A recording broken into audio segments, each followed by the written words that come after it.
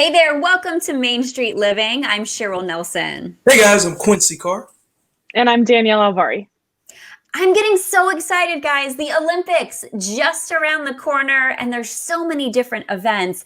I always think if I were an Olympian, what would I do? And I think because of my size, I call myself fun-sized because I'm small, I would have been a gymnast. But Yes? I don't have the best coordination, so I don't know how that would have went down on the balance beam. Did you ever do gymnastics, Cheryl? No, I think my parents were scared to put me in it. I think they were afraid I'd hurt myself, which was probably a smart move on their part. Yeah, I see Cheryl as like a golfer. Couldn't you see her in like the little golf outfits? No, I can see her. I can see her on I've never the tried balance beam. golfing. Yeah, I do putt-putt. Does that count? kind of, sort of, but no. No. Yeah, like I know, like the Olympics is it's kind of wild. Like we've all heard about the track star out of Dallas, Texas, Sha'Carri Richardson. She's been scratched from the team, period. So but she's kept the spirits up. She's been accountable for her actions. But Cheryl, I know here in the 757, we've got a couple of local track stars. One is LaShawn Merritt, who he won the gold, I believe, in the 400 Olympic ago. And I remember I ran into him at an airport and we took a picture. So that was pretty cool. But I don't think he made it out of the trials this year. I'm not sure. But there is another guy, Grant Holloway. I think he's going to break a record in the 110 hurdles. Because this guy's pretty good. But he's from right here in the 757. So once again, sorry, Danielle. The 757, we're always representing. It's great to have athletes coming out of coastal Virginia. We love that. I did hurdles in high school, and that was just because I thought at least like if I'm slow, I have an excuse. I'm jumping over things as well. I was like, I don't want to run the 100 straight and like you lose. It's kind of embarrassing. But like if I run and I have to jump over things, like it's kind of like, well, I was also jumping. So but you're the right height. Wow. But you're the right height for females, I believe, right? Like 5'7" and taller, because you got to have the longer legs. But Is that right? I've seen people not make it over that, like after about the 10th hurdle, and then they stumble. It's not a good sight. It's not a good sight. Yeah, I actually survived all my races without knocking one over. Wow, so you did track and field. I didn't know that. Yeah, I did high jump, I did the hurdles, and then I also at the end I did shot put, which turned out to be my best event. I actually went to like our NorCal semifinals or whatever for shot put of all things. But it made sense because I did cheerleading, and when I was in high school, I was not the one thrown in the air. I was the one doing the throwing. So I was like, listen, we've been throwing 50-pound girls or 100-pound girls around this 8-pound ball, please. Like let's so that's amazing. I love that. So we all like to pretend that we could have made it to the Olympics. So and I'm one, except for I had asthma, so that's the reason why I couldn't do it. There was a tweet I saw where someone's like, I would love to see a regular person next to all these people trying to attempt this. That's what we'll have a Main Street Olympics. And, guys, today we've got a full show for you. Whether you are into the Sports Hall of Fame or the ballet, today's show has something for everyone. You got that right. And we're taking a trip to Mr. Browns Barbershop in San Diego and helping others through Cal Hope. And also we'll figure out how kids can stay fueled through the summer with our friends from Speeding San Diego. But first, here is a look at your Olympic update.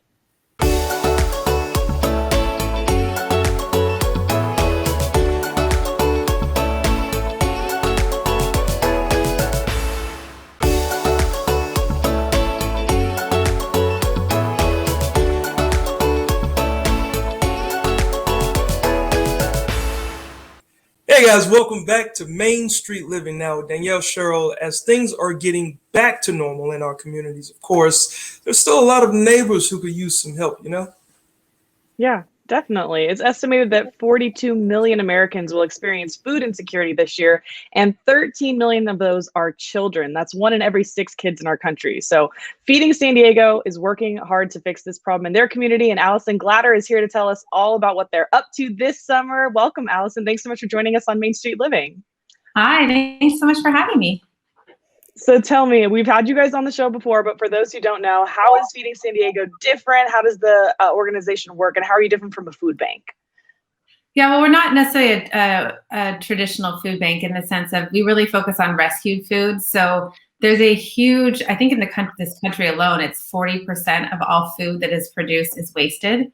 which is pretty crazy number. So for Feeding San Diego, our mission is to feed people, but through food rescue. So we partner with everyone from a Ralph's and a Costco and Amazon everywhere to, smaller catering companies and convenience stores to rescue excess food before it hits the landfill. And it's pretty shocking actually if you come to our warehouse and you would see, it is like, sometimes they're just huge pallets of, apples and bananas and all this amazing food that just is unfortunately too much or the wrong shape or whatever it is, whatever the reasoning is. So we're able to rescue all that food before it hits the landfill and distribute it to people in need. So it's a twofold. It's feeding people, but it's also really having a huge effect on our environmental impact too. Yes, and your organization is such a role model for other cities and counties around the country. I think people are probably taking notes as they're watching this here. And Feeding San Diego's Fuel for Summer campaign is happening now with the goal of making sure that San Diego kids have enough nutritious food to eat while they're out of school for the summer. Talk to us about that a little bit and how much need there is among the kids. Yeah, it's, I don't know if people realize, but there's so many kids across the county that qualify for free breakfast and lunch at school. So when schools are out for the summer, there's this huge gap for these kids that can't have that's, sometimes it's the only meal these kids get during the day. So we make sure that that food continues through the summer. So we partner with schools, the rec departments, YMCAs, after school programs across the county for the kids. So every day they come, they get a lunch or a breakfast or both, depending on what the program is.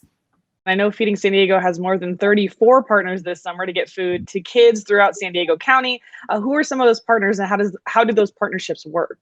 Yeah, so already Feeding San Diego is at hundreds of distributions across the county, and a lot of those do feed families and kids. But in addition, there's these 34 partners. So there's summer food service program we have and school pantry programs. So that's, like I said, partnering with different schools or Boys and Girls Club, the Armed Services YMCA or YMCAs across the county. There's libraries. We're at our apartment complex where they have these different, school programs for these kids to go while their parents are working. And we just partner with a third party that we consult with a nutritionist and make sure that the meals that are provided are, giving these kids energy and substance that they need to be as successful as they can possibly be.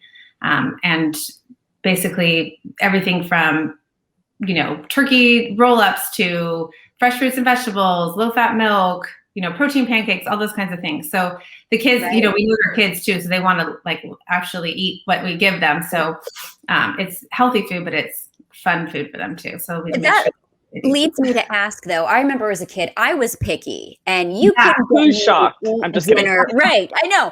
And so, what if these kids are going, no, I don't want healthy food. I don't want this. What do you do in that case?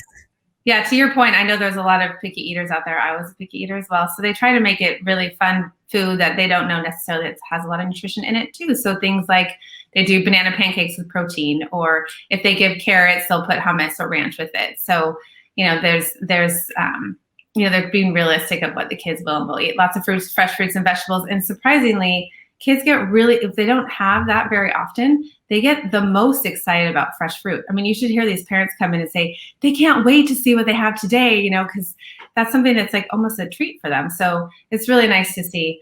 And overall, I know this seems obvious, but if these kids don't get proper nutrition, if they come and they have, a liter of Coke and a bag of Doritos, that's not going to set them up for success. That's not going to help them have the energy that they need and the focus that they need to be the best that they can be. So we want to make sure those kids get all the nutrients they need to have. It's so important that everything you're doing. And real quick before we go, where can our viewers go to help?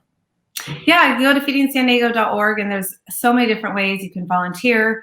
You can start a fundraiser. You can obviously donate. We have a match right now that's going on that, up to $25,000, so it'll double your impact. You can spread the word. It's all just right. people that know. Yeah, anything. Thank you. Thank you. Thank you so much for joining us today. You were a real treat. We appreciate it. Thank you, guys. I appreciate you helping spread the word. We've got so much more coming up. Guys, this one's for you. Listen up. If you want to step back in time while getting pampered, you will want to see our next story. Stay right here on Main Street Living.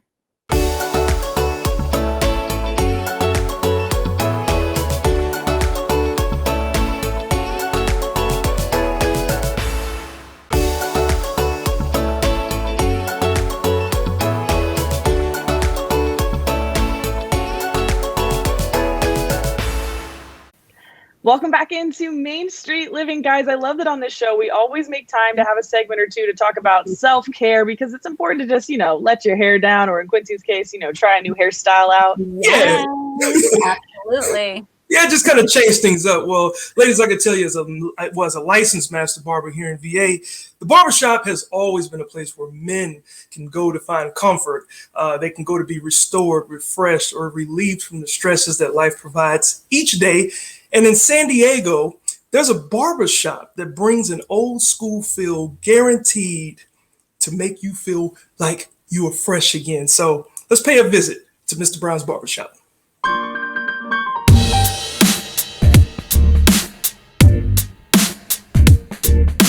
Mr. Brown's is a recreation of like a 1920s, 30s set theme barbershop.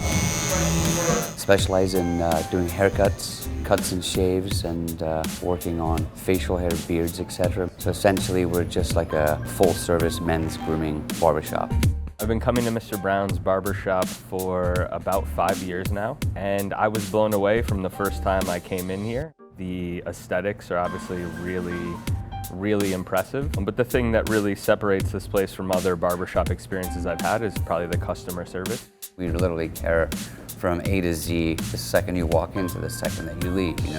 Were you treated right? Was it warm enough? Was it cold enough? Was it the right beverage? Was it the right words that we used? All right, Brian, let's get you started over here. What are we gonna do today? And ultimately, getting the customer to get out of that chair and like look in the mirror and be like, wow, this is awesome. Everything in this building has been custom designed, from the barber stations to the barber chairs being restored from the 20s. And essentially these chairs were used in the 20s not only for barbering, they were used for dentistry and surgery as well. So they're all almost, I'd say, between 90 to 100 years old. The chrome, the white porcelain, they're beautiful.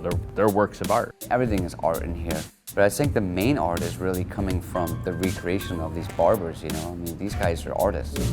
I haven't shaved my face in about 5 years. This is all, lined up by one of the great barbers here. Instagram is is a massive tool for these barbers. People are going onto the website and they're identifying their selection of barber based on the barber's Instagram haircut. So they're kind of seeing what they're doing and kind of maybe they pick a haircut from the Instagram of the barber and using that as their tool. A lot of people can kind of get intimidated by such a space as this, and we just try to make people feel at home. I would tell somebody that walked in here for the first time, get past the first 4 steps. You might walk in the first 2 or 3 steps, you're like, okay, I don't know if this is for me. But once you really get in a little bit more, somebody's gonna say hi to you, Lee or Laura at the front desk is gonna greet you and, offer you a beverage and talk to you and just, see how you're doing. And I think very quickly, the intimidation that you may feel will melt away because it's really, everybody here is really nice. And again, they just want you to enjoy your time while you're in the shop. So yeah, come on down, let's pick you the right barber, let's get you a beverage, let's get you part of this culture. Okay, I gotta admit, I'm not a guy, but that place looks really cool to go to. And Quincy, you are a barber, so what do you think of that place? Would you want to cut hair there?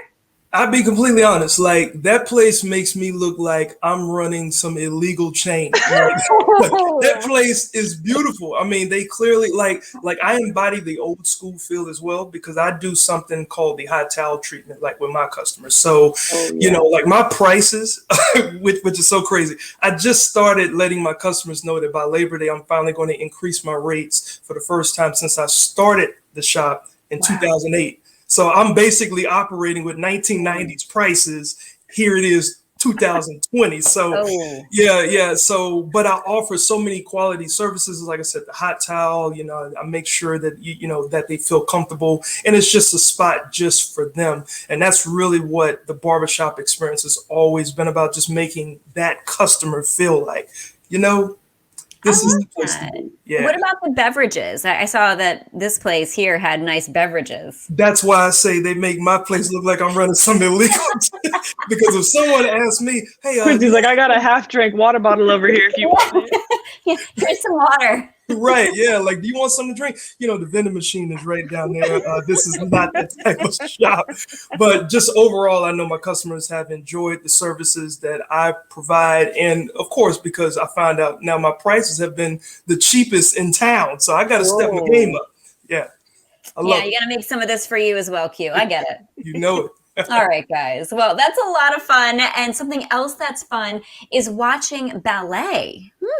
I always admire them. They are true athletes. We'll talk about that coming up.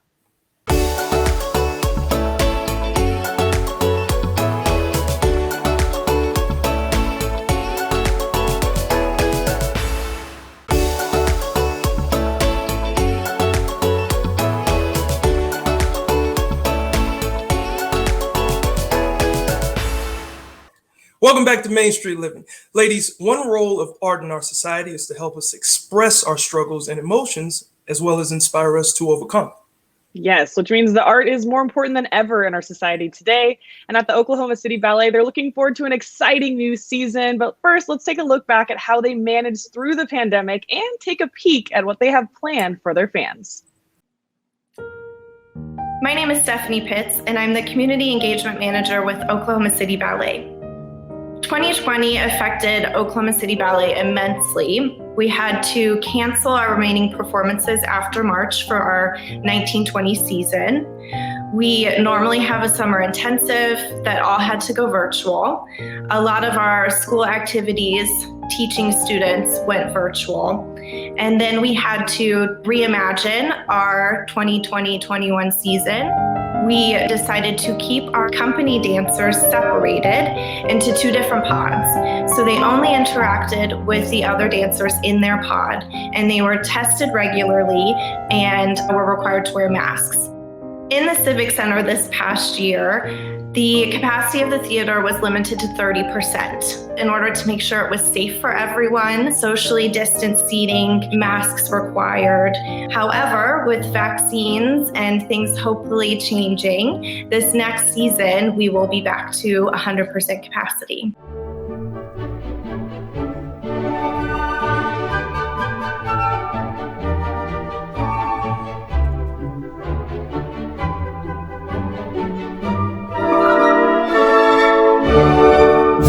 Our 2021 season is going to be amazing. We're bringing back a ballet that was met by the community with such excitement a few years ago. We're bringing back Alice in Wonderland, which will be great for families. Young and old will find something they love about this ballet. In December, we'll be doing Nutcracker again. And then in February, we will be doing a mixed repertory bill, so 4 different ballets called Made in the USA. So American choreographers that have made major contributions to ballet. And we will finish off the season with Sleeping Beauty. It is the epitome of classical ballet, all wrapped up into a wonderful season. Arts Reach is our arts education program.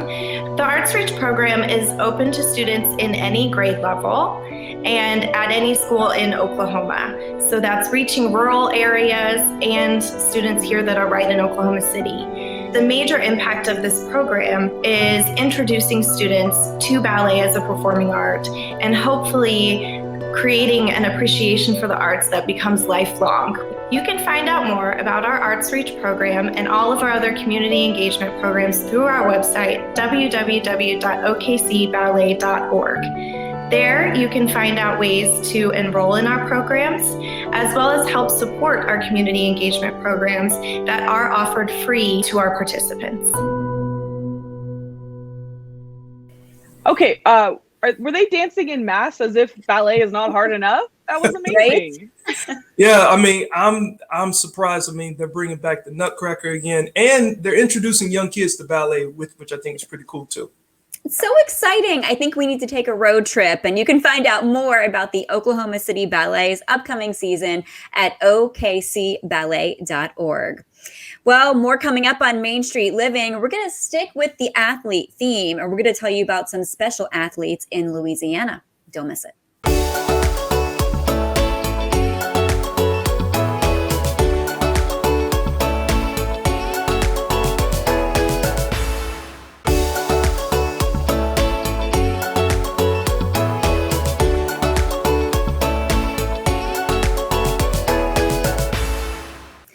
welcome back to Main Street Living. With the Tokyo Olympics going on, we are getting daily reminders of the incredible feats athletes can achieve with enough practice and determination. It's pretty cool to see.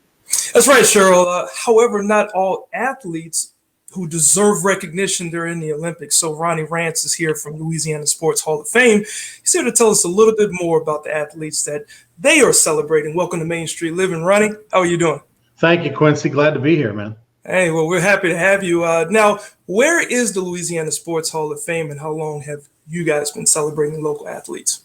Well, we've been celebrating local athletes since the late 50s, and the Hall of Fame is located in Natchitoches, Louisiana, which is kind of in the northern part of the state of Louisiana, between Shreveport and Alexandria. A little known fact about Natchitoches: it's the oldest settlement in the Louisiana Purchase, and it's where the movie Steel Magnolias was filmed. So it's got a lot of history and a pretty cool bed and breakfast mecca, if you will. I think there's one every 5 feet in Natchitoches. But the museum itself opened in 2013, a brand new $20 million building, but it started in the early 70s at Northwestern State University in Natchitoches.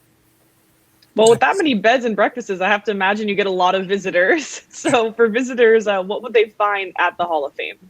Well, we're open Tuesday through Saturday from 10 until 4:30 p.m. And what you're going to see, it's also the Northwest History Museum is located on the second floor. So you get a little sports and you get a little Louisiana history all rolled into one. But you're going to basically go back to the turn of the century being the 1900s to 20th century. You get over 130 years of Louisiana sports history. And you know, in every sport, we have over 25 different sports recognized. We have over 400 people in the Louisiana Sports Hall of Fame, everyone from broadcasters and television and radio personalities, all the way to folks like Shaquille O'Neal and football players such as Peyton Manning are in the Louisiana Sports Hall of Fame. That is interesting. I completely forgot Shaquille played for LSU, and you're talking about all these years and everything. So you were recently able to induct the class of 2020, and will soon induct the class of 2021. This coming up, in August.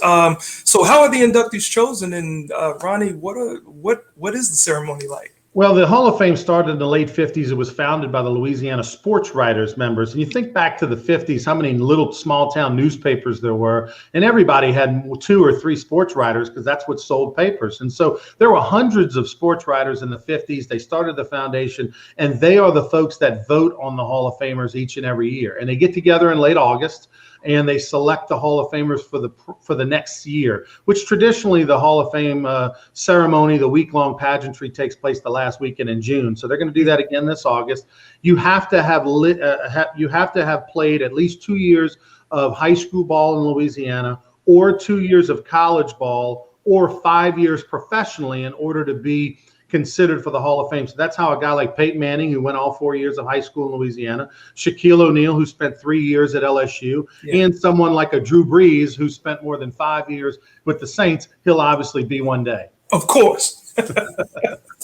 Well, sounds like you have obviously a pretty cool job. What are some of your favorite athletes, or who are some of your favorite athletes honored in the Hall of Fame? Well, you know, Ed Reed, who, of course, was a great player for the Baltimore Ravens, who's from Louisiana, he got inducted back in 2017, and both he and I have a love of music, so I can remember hanging out with him that week, us checking out some live music in Natchitoches. He was a great personality. David Toms, who's the greatest golfer from the state of Louisiana, won a PGA championship over 20 years ago. He was, and that's a sport I love. And so, I mean, just every year you meet some wonderful people. But my favorite all-time person, he's still alive. He's 94 years old. He comes back every year. His name is T. Barry Porter. He first won a calf roping world championship in Madison Square Garden in 1949. Wow. And when you bought a pair of Wrangler jeans back in the 50s, his picture was in the pocket. That's how famous he was in the rodeo world for over 20 years. And he's just an unbelievable person, still kicking at 94 years old. You know, I'm laughing over here, Danielle and Ronnie, because my parents would get me a pair of Wranglers, and these were the stiffest pair of jeans I would ever have to try on. Like, can you bend your knees? I can't. These jeans are too tough. So now I know they have some history behind them. I didn't know. I think Wrangler jeans can last 94 years. They're made tough. Absolutely. Now, where can the viewers find more about the Louisiana Sports Hall of Fame? Well, you go to lasportshall.com and, or follow us on Twitter as well. But go to lasportshall.com because we have events throughout the year all over the state of Louisiana. We're excited to have a double induction this year. We have the 2020 class in June. We'll have the 2021 class, which folks like Glenn Dorsey and Marcus Colston of the Saints, they'll be in the 2021 class. But folks can go on our website and come check us out any time of the year. Ronnie Rants, everybody. Thanks so much for making the time for us today, man. Thank you so much. All right, Quincy, man, I love what they're doing out there. Everybody needs a little bit of recognition sometimes, right? And sometimes we need a little bit of help. And so you have to remember that you actually have a friend in California. That's next.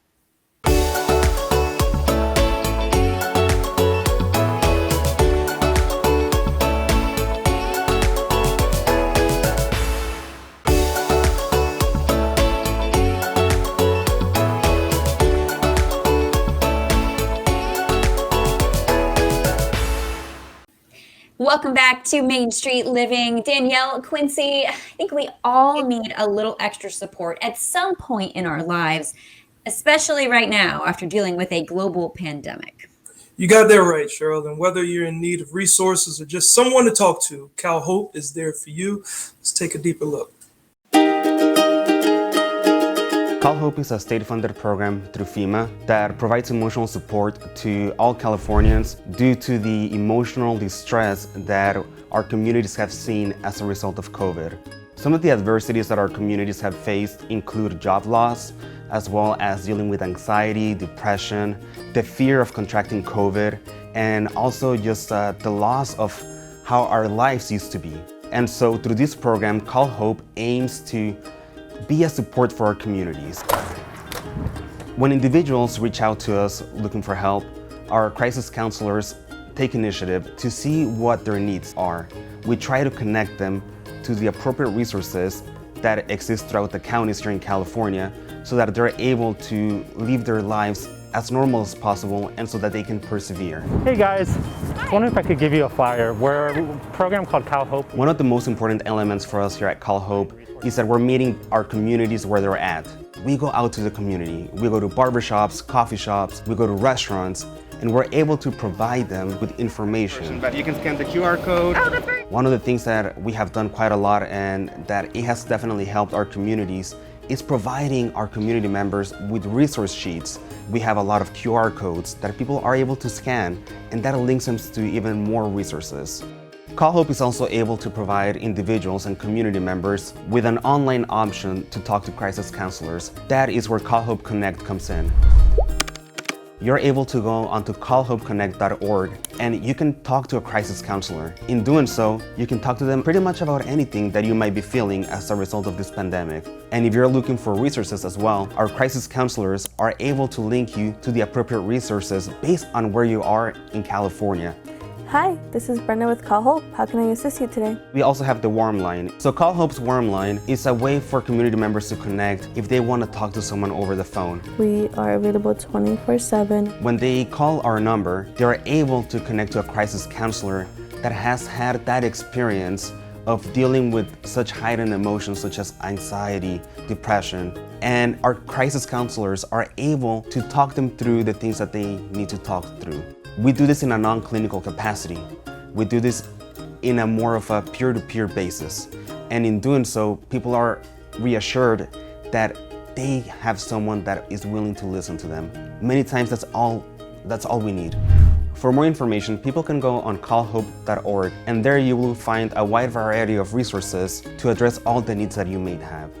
There's no shame in asking for help, especially under these unprecedented times in which our world has changed quite a lot. So try not to hesitate and, ask for help, ask for what you need, because we're here for you. Oh, guys, I love it when people step up to help like that, and they make it so easy to access and find the help too. The signs getting put up everywhere. Oh, it's my fave. Yes, and they're so right. No one should ever be afraid to ask for help, especially now. And you can find more about California Hope and get in touch at calhope.org or by calling 833-317-HOPE. That's HOPE at the end there. Stick with us because we are going to be preparing for wildfires next on Main Street Living.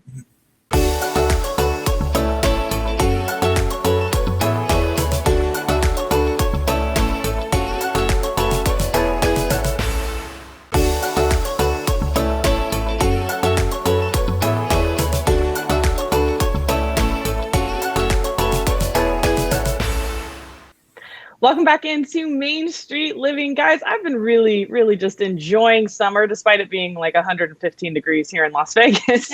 But as much as we all love summer, it does come with some challenges. I know, as a meteorologist, I always dread this season, and that is wildfire season. While I attended the Operation Sierra Storm Conference last winter in Lake Tahoe, I spoke with Dr. Tim Brown, who is an expert on wildfires, to get his perspective. Take a look at this. You're an expert on wildfires, and of course, the 2020 wildfire season was way active, way above normal. What is causing all of this? Well, it was a very warm summer and a very dry summer. So the fuels were available, the vegetation was ready to burn, and so the climate enabled that. And then we had some weather events that helped bring that too. We had a major lightning storm in August that started over 300 fires. So all the conditions just came together. This was the year for a major fire. And do you think climate change is playing a role in this too? Definitely.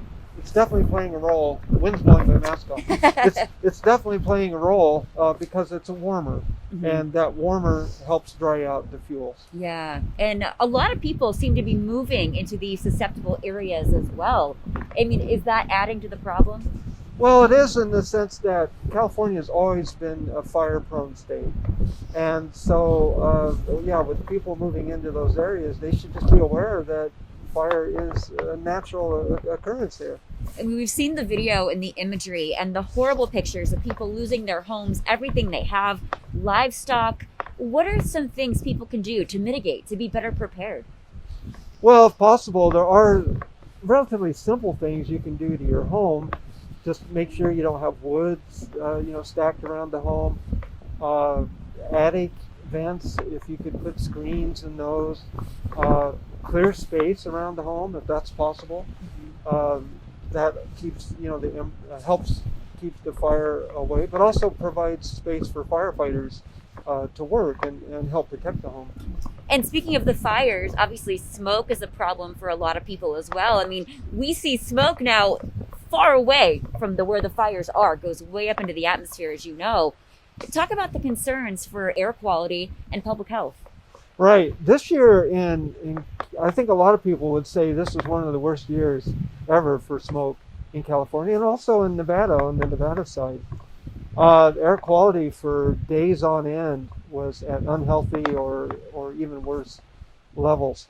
So basically, the public, should be aware of what the air quality index is, and determine whether or not they should be inside or if they can go outside, right, or how they should do that for themselves. All right. Well, thank you so much for enlightening us today. Great to see you. We appreciate it. All right. Thank you. Wow, Cheryl, that's a great package. I mean, you're bringing awareness to a huge problem, obviously, especially during the summer season, right? Oh, I don't think you were wearing enough layers, though, Cheryl. Yeah, I know. Definitely not more fire season in January when I was there in Tahoe. It was cold. So cold. Very different than right now.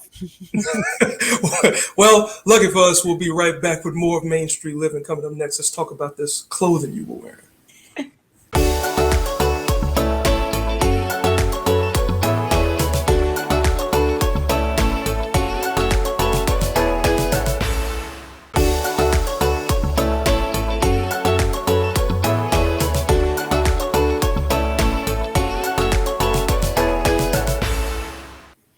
Welcome back into Main Street Living. Quincy, we're still trying to count exactly how many layers was Cheryl wearing there? Yeah, how many? You guys, it was cold in Lake Tahoe in January. So let's see. I had on the underwear, the long johns, the sweater, the jeans, and the jacket. And then, of course, the scarf and the hat. So, yeah, a lot of layers. Just one hat, really? Okay.